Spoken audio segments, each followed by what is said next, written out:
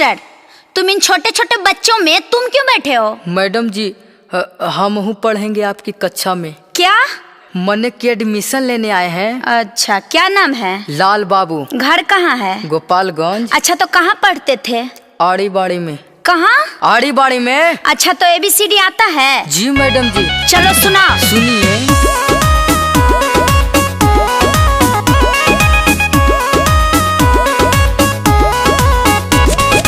ऐसे एप्पल होला मैडम जैसे तोहर गाल हो, बीसे बॉल बुझेलू मैडम जैसे फुटबॉल हो।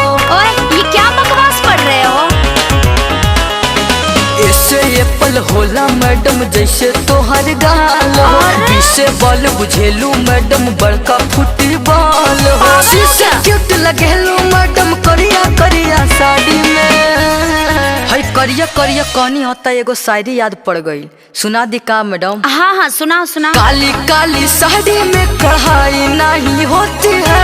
अच्छा। गर्लफ्रेंड की हाथ में पढ़ाई नहीं होती है। अच्छा। काली काली साड़ी में कढ़ाई नहीं होती है।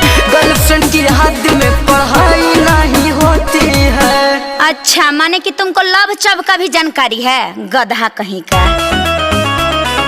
पढ़े के बेरा समय बितैला बैठ के जंगल झाड़ी में, घंटा बुझबो ABCD जब पढ़लो यारी बारी में। घंटा बुझबो ABCD जब पढ़लो यारी बारी में। कितना ले गिनती आती है, कितना ले पहाड़ा, दूधे भर बुद्धि न बाड़े पढ़ के भइला पाड़ा।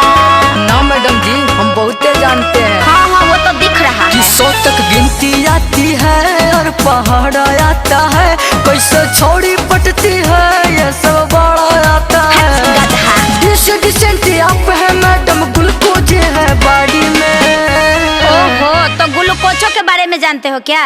ये मैडम ग्लूकोज परपोज हाइपोज हाउपोज हम सब जानते हैं। अच्छा, तब तो तुम बड़े हेवी ड्राइवर हो। काली काली साड़ी में कढ़ाई नहीं होती है। गर्लफ्रेंड की हाथ में पढ़ाई नहीं होती है।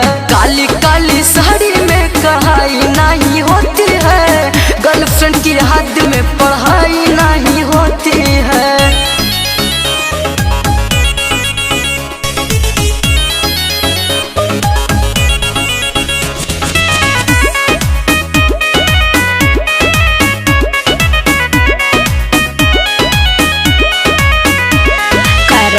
ठीक न लगता है कुछ वो बाबू तुम्हारा, लड़कियों से दूर ही रहना, लड़कों से भाईचारा।